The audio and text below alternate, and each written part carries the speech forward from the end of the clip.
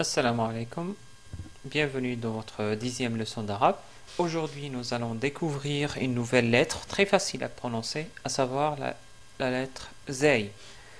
Nous profitons de ce cours pour parler également un petit peu du masculin et féminin dans la langue arabe. Notre mot aujourd'hui est le mot zaytounatun. Zaytounatun ou zaytouna tout court, puisqu'on a une ta marbouta à la fin. Donc je répète, c'est zaytouna.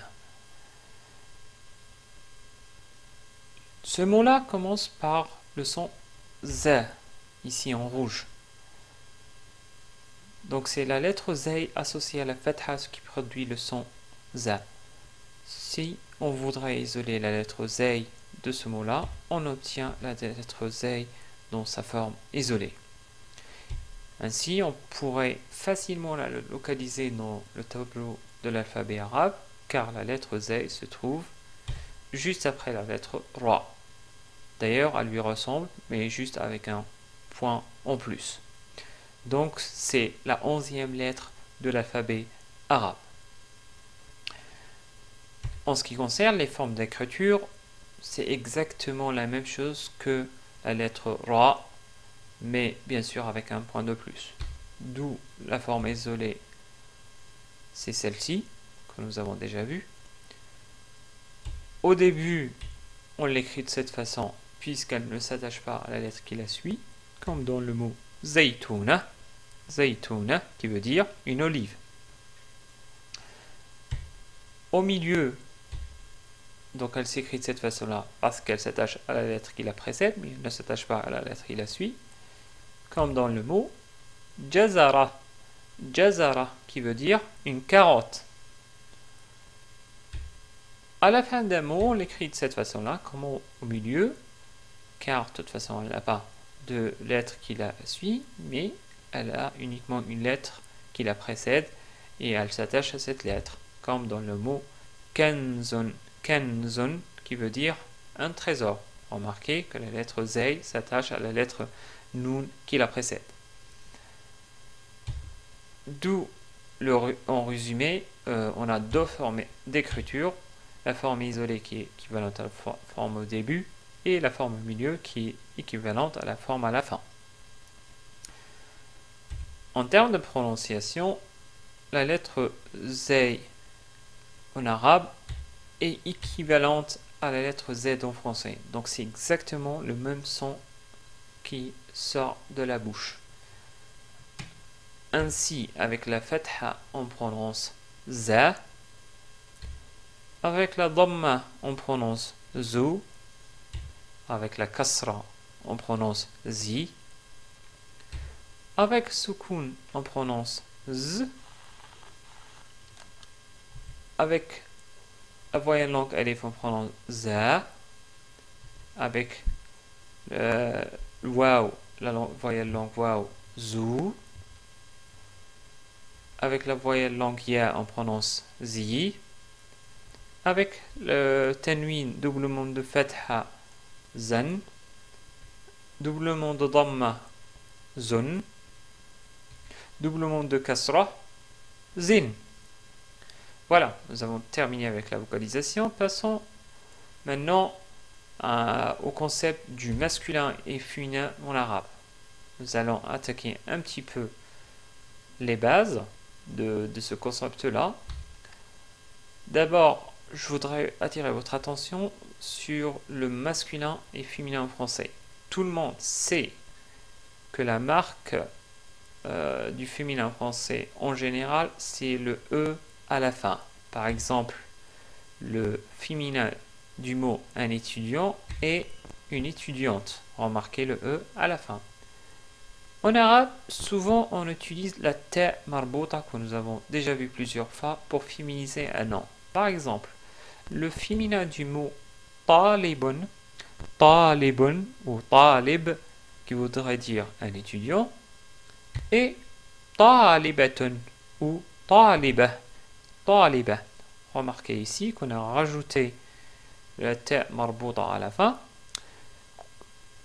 mais aussi que on a remplacé le tanwin de bun par une fatha, car la ta marbouta est précédée soit par une en ce qui concerne la ta marbouta du féminisation, elle est précédée soit par une fatha ou une fatha associée à la voyelle longue alif. Donc le ta marbouta est souvent la marque de féminisation d'un nom. Nous avons également vu quelques mots qui nous permettent d'appliquer la même règle. Par exemple, si on a le mot tilmidun, qui, rappelez-vous, veut dire un élève, le féminin de ce mot-là est tilmidatun, ou tilmida, tout court si on s'arrête sur le mot. Pour le mot qittan, donc c'est un nouveau mot pour vous qui veut dire un chat. Le féminin de ce mot-là est qitta, ou qittatun. Je voudrais tout de même vous citer quelque chose plus ou moins marrant, parce que en italien, le concept masculin et féminin ressemble à l'arabe. Par exemple, pour ce mot-là, justement, qittan, qui veut dire un chat, en italien, on le prononce gatto. Et le féminin de ce mot-là est gatta, qui veut dire une chatte. Voilà, ça c'est juste pour une histoire anecdotique, pour que vous sachiez que l'italien ressemble à l'arabe dans cet aspect-là. Dernière chose, comme n'importe quelle langue, il y a des noms qui sont soit féminins ou masculins. Nous en avons vu déjà plusieurs pour l'arabe. Par exemple, Zaytouna est un nom féminin. Baladun est un nom masculin. Rappelez-vous, c'est le premier mot que nous avons vu qui veut dire un pays. Binaya ou binayatun voudrait dire un bâtiment, est un nom féminin en arabe. Bien qu'en français on dit un bâtiment, c'est-à-dire un nom masculin en français. Donc attention, les mots qui sont masculins en arabe ne sont pas forcément féminins en français, et vice versa. Le dernier exemple, c'est le mot kanzun, qui veut dire un trésor, et c'est un mot masculin en arabe, comme en français. Voilà, c'était les concepts de base en ce qui concerne le masculin et le féminin. Donc, il y a d'autres choses, plus de détails, d'exceptions concernant le masculin et le féminin, mais je voulais juste aborder le féminin en utilisant la ta marbouta, comme on a déjà vu la ta marbouta, pour que vous voyez l'utilité de la ta marbouta. Faisons maintenant un petit exercice pour voir si vous maîtrisez un petit peu cet aspect. Je vais prononcer quelques mots masculins. Vous allez me donner leur forme féminine. Premier mot. Fannanun. Ou, si on s'arrête sur le mot, on dit fannan. Fannan qui veut dire un artiste. Quel est le féminin de ce mot-là? C'est fannanatun. Ou fannana, car on a rajouté ta marbouta à la fin. Deuxième mot, ustadun ou ustad, si on s'arrête sur le mot. Ustad voudrait dire un professeur. Quelle est la forme féminine ou le nom féminin de ce nom-là? C'est évidemment ustadatun ou ustada, tout court, ustada. Troisième mot, le mot yabaniyun, qui veut dire un japonais. On pourrait dire aussi yabani, si on s'arrête sur le mot. Quel est le nom féminin de ce nom-là? On l'a déjà vu dans une des leçons, c'est yabaniya, ou yabaniyatun, qui veut dire une japonaise, bien sûr. Voilà, maintenant passons à l'écriture. Je vais écrire quelques mots que nous avons déjà vus. Je vais écrire d'abord le mot zaytouna, car il y a la lettre za au début. Donc j'écris d'abord za comme la lettre ra. Za, j'écris la fatha. Ensuite, j'écris ui, donc la lettre ya avec un soukoun. J'attache ensuite la lettre ta avec la voyelle longue waouh, donc zaytou. J'écris ensuite na et je termine en écrivant la ta marbouta zaytounatun tun ou zaytouna.